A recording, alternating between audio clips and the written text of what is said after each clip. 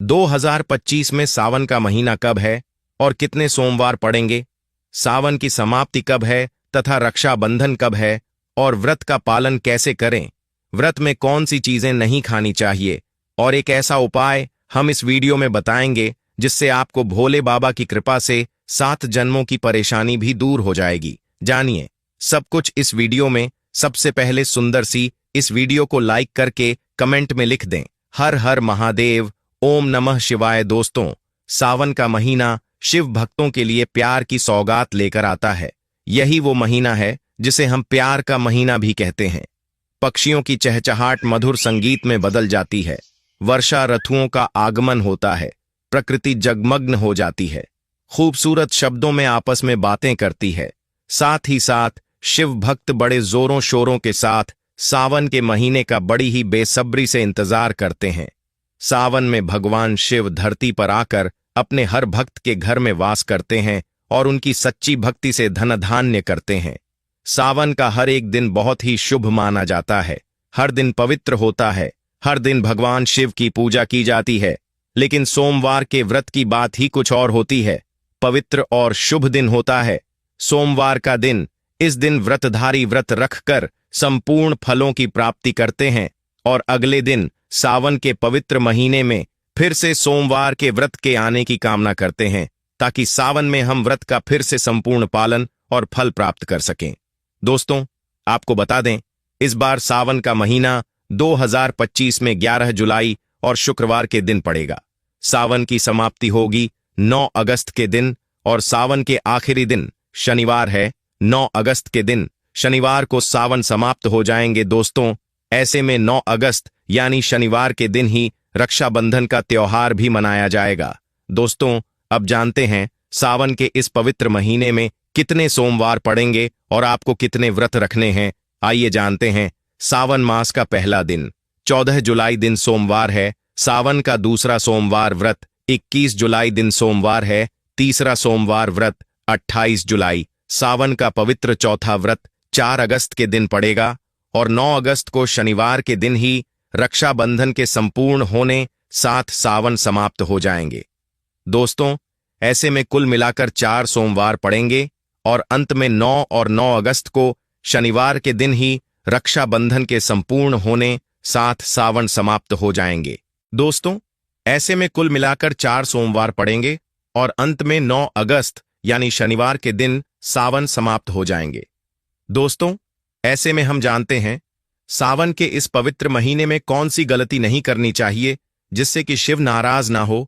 और सावन व्रत में यह फल तो कभी मत खाना, नहीं तो भगवान भोले बाबा आपसे क्रोधित हो सकते हैं, आपका व्रत टूट सकता है।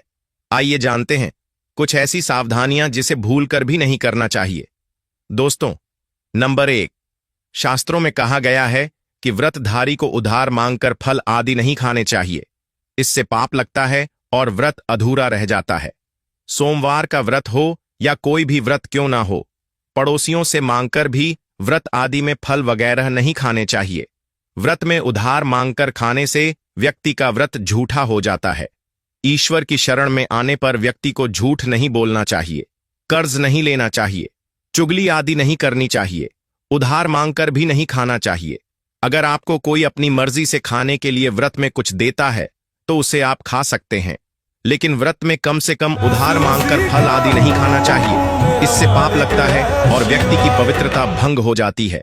दोस्तों, नंबर 2, सोमवार का व्रत हो या सावन का व्रत, आपको नाशपाती नहीं खाना चाहिए। दरअसल इस फल का नाम नाश यानी नाश करने वाला होता है, इसलिए इस फल को व्रत में नहीं खाना चाहिए। व्रत आदि को छोड़कर किसी और दिन आप कभी भी खा सकते हैं, लेकिन अगर जिस दिन आपका व्रत हो उस दिन नाशपाती का सेवन नहीं करना चाहिए। भगवान को भी नाशपाती नहीं चढ़ाना चाहिए। दोस्तों, नंबर 3, कुत्तू या सिंघाड़े का आटा खाने से भी आपका व्रत टूट सकता है। आपको बता दें, लंबे समय से रखा हुआ आटा आपका व्रत भंग कर सकता है। दरअसल पुराने आटे में घुन आदि कीड़े वगैरह पड़ जाते हैं जो ठीक तरह से दिखाई भी नहीं देते। ऐसा आटा खाने पर दरअसल आप मांस का सेवन करते हैं और व्रत में कीड़े खाना घोर पाप के बराबर माना गया है और आपका व्रत भी भंग हो जाता है। व्रत में ताजा आटा खाना चाहिए लंबे समय से रखे हुए आटे में कीड़े पड़ जाते हैं, ऐसा कभी ना करें। व्रत हमेशा शुद्धता में ही रखना चाहिए। सावन का महीना बड़ा ही पवित्र महीना माना गया है, इसीलिए यह 5 चीजें भगवान शंकर के पास कभी ना रखें।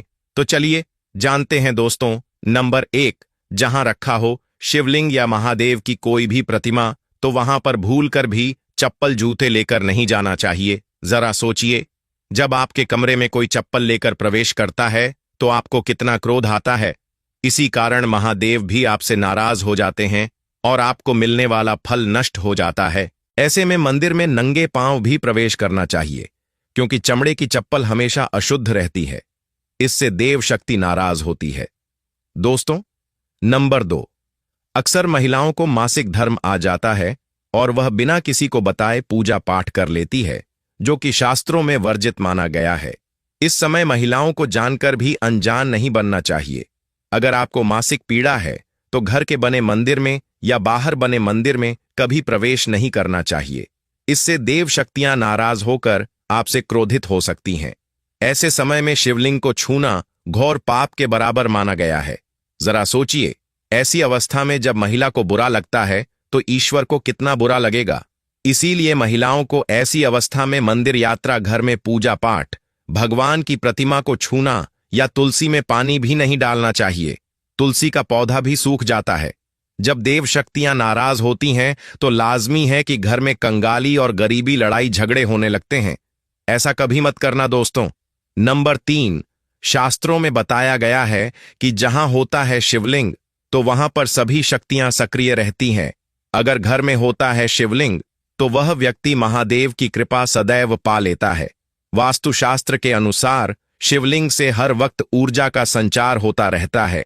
इसीलिए शिवलिंग पर जलधारा हमेशा होनी चाहिए, जो ऊर्जा को शांत रखता है। कुछ लोग अपने घर में शिवलिंग तो रख लेते हैं, लेकिन वह 1 हफ्ते के बाद जल चढ़ाते हैं, जो कि बिल्कुल भी अच्छा नहीं माना जाता। अगर आप जल नहीं चढ़ा सकते तो आप अपने घर में शिवलिंग स्थापित कभी ना करें, जो कि गरुड़ पुराण में बताया गया है। इससे उल्टा घर में विनाश होता है। दोस्तों, नंबर 4, शास्त्रों में बताया गया है कि तुलसी और महादेव का बैर माना गया है। इसी कारण तुलसी में शिवलिंग और गणेश की प्रतिमा को नहीं रखा जाता। कई लोग जाने अनजाने में शिवलिंग को तुलसी में रख देते हैं और घर में परेशानियां आना शुरू हो जाती हैं। इससे महाशक्तियां क्रोधित हो जाती हैं। शिवलिंग पर तुलसी भी नहीं चढ़ाना चाहिए। तुलसी में और शिवलिंग में कुछ दूरी होनी चाहिए। दोस्तों, नंबर 5, घर का मंदिर या बाहर का मंदिर। किसी भी मंदिर में ऐसे व्यक्ति को प्रवेश नहीं करना चाहिए जिसने स्त्री प्रसंग अर्थात संभोग किया हो या उसने मांस खाया हो। अगर आप शारीरिक रूप से गंदे हैं तो मंदिर के आसपास भी नहीं जाना चाहिए। घर के बने मंदिर में कोई कपड़ा आधी डाल देना चाहिए। जरा आप ही सोचिए, क्या आप मांस खाकर या स्त्री के साथ शारीरिक संबंध बनाकर भगवान के पास जाएंगे? और क्या वह आपसे प्रसन्न होंगे? बिल्कुल भी नहीं। वह आपसे क्रोधित हो सकते हैं और आपसे नाराज हो जाएंगे। शास्त्रों में इसे घोर पाप माना गया है।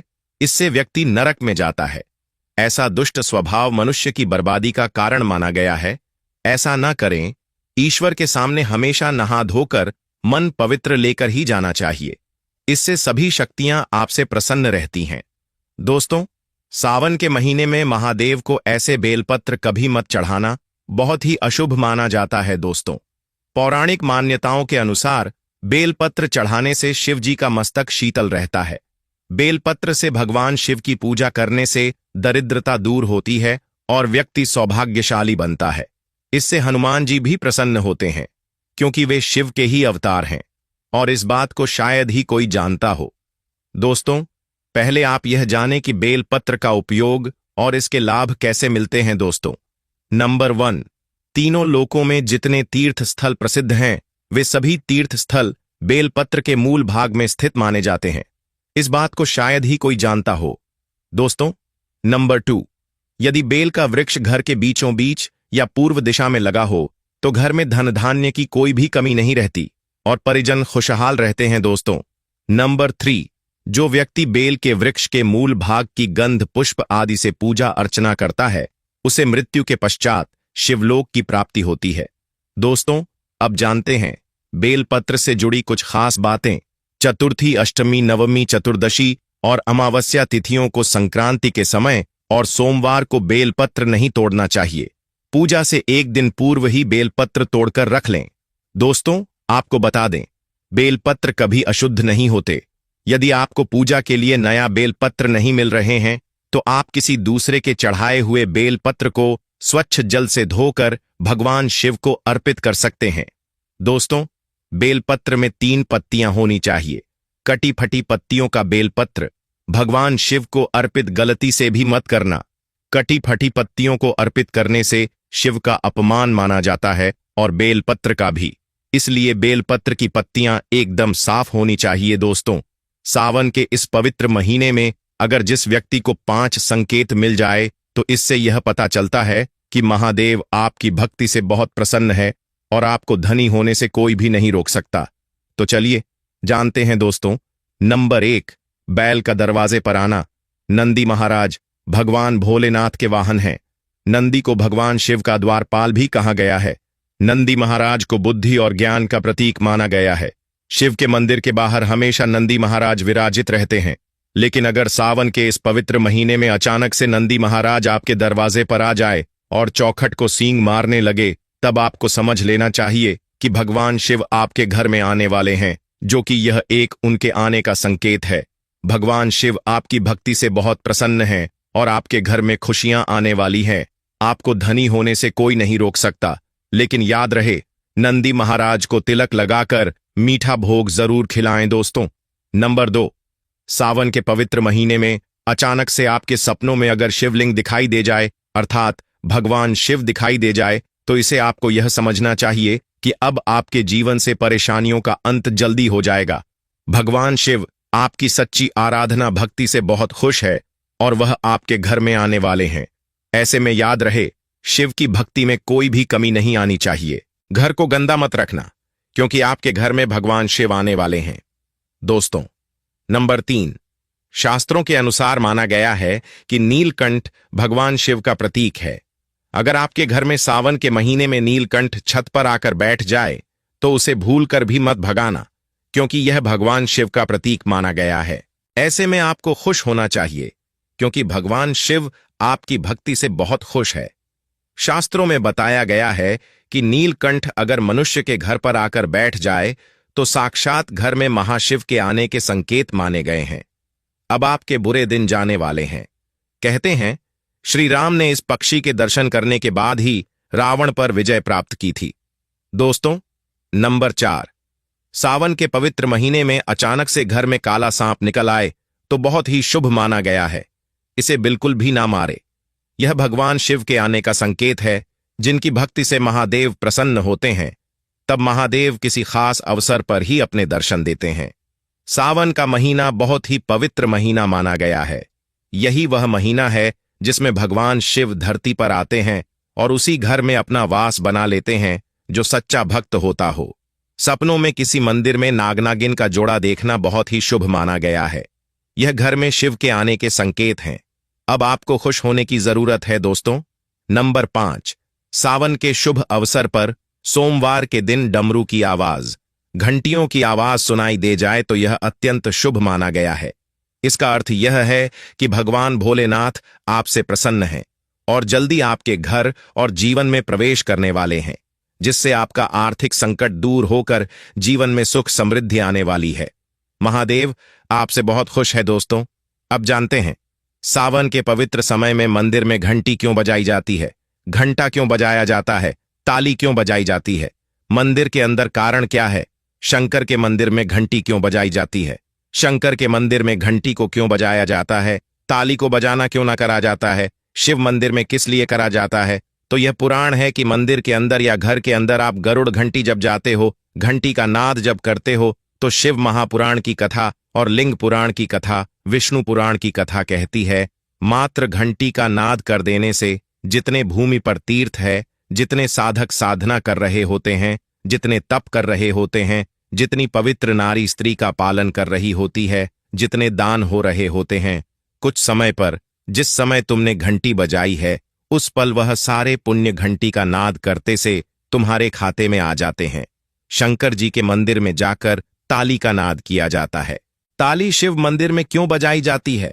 मंदिर में जितने भी बैठे होंगे, जो भजन कर रहे होंगे, जो साधना कर रहे हैं, अभिषेक कर रहा है, पूजन कर रहा है, 3 बार ताली बजाने से उनका सारा का सारा पुण्य हमारे खाते में आ जाता है, खींचा चला आता है, हमारा भाग्य प्रबल हो जाता है, 1 सेकंड में हमारे खाते में आ जाता है और हमें लगता है हम शंकर को रिझा रहे हैं। शंकर को रिझाएं, शिव जरूर देते हैं। घर में गरुड़ घंटी का नाद करना दोस्तों, इसलिए बच्चों को खेलने के लिए घंटी नहीं दी जाती। गरुड़ घंटी कोई खेलने को नहीं देता। दूसरा सामान दे देंगे पर गरुड़ घंटी नहीं देंगे। क्यों नहीं देते? क्योंकि गरुड़ घंटी का जब नाद किया जाता है तो सबका पुण्य हमारे खाते में जाता है। कोई साधारण है, घंटी बजाना पूजन के समय, स्मरण के समय पर भजन आदि करना चाहिए, इसलिए घंटी भी हर कभी नहीं बजाई जाती। और आपसे भी निवेदन है, मंदिर में भी जाओ तो घंटी का नाद करो तो बड़े प्रेम से करो, ऐसे नहीं बजाओ। बजाए जाओ। कई मंदिरों में मंदिर का पट बंद हो जाता है तो भी लोग घंटी बजा देते हैं, दोष लगता है। भगवान अगर मंदिर में सो रहे हैं तो उस समय घंटी बजाना घोर पाप माना जाता है। जिस जगह पर ब्राह्मण विद्वान हैं, साधक हैं, संत हैं, साधु हैं, मंदिर अगर बंद होता है तो उसके साथ में घंटी के नीचे के भाग को रस्सी से ऊपर बंद दिया जाता है, जिससे बजे ना कहते हैं। अगर भगवान विश्राम कर रहे हैं, सो रहे हैं, निंद्रावश्य है या पट बंद है, कुछ समय पट बंद का समय है और घंटी का अगर नाद हो जाए तो कहते हैं 11 ब्राह्मण के भूखे रहने का दोष लग जाता है। जीवों को मात्र घंटी बजा देने पर अगर भगवान विश्राम में है, पट बंद, दरवाजा बंद और लिखा हुआ है समय मंदिर खुलने का समय 11 बजे से 3 बजे तक मंदिर बंद होने का समय, और तुमने यदि समय देख लिया, फिर भी तुमने तो देख लिया और तुम उस समय कह रहे हो मैं दूर से आया हूं, घंटी तो बजाऊंगा, तो ऐसा करने से कई लोगों के भूखे रहने का दोष आपको लग जाता है। घंटी बजाने का सबसे शुभ समय माना जाता है सुबह 4 बजे से लेकर सुबह 11 बजे तक और मंगलकारी माना जाता है। इस समय घंटी बजाना और रात के समय शाम 6 बजे से लेकर रात 11 बजे से पहले तक पूजा पाठ तथा घंटी बजा लेनी चाहिए, क्योंकि 12 से पहले तथा 12 के बाद मंदिर के पट बंद कर दिए जाते हैं। इस समय देवी देवता विश्राम करते हैं, निद्रा में चले जाते हैं। इस समय उन्हें जगाना मतलब घोर पाप का भागीदार बनने के बराबर है। आप अपने पुण्य नष्ट कर सकते हैं। अगर आप वाकई में भगवान शिव की कृपा प्राप्त करना चाहते हैं तो सच्चे दिल से कमेंट बॉक्स में लिखें, हर हर महादेव, ओम नमः शिवाय।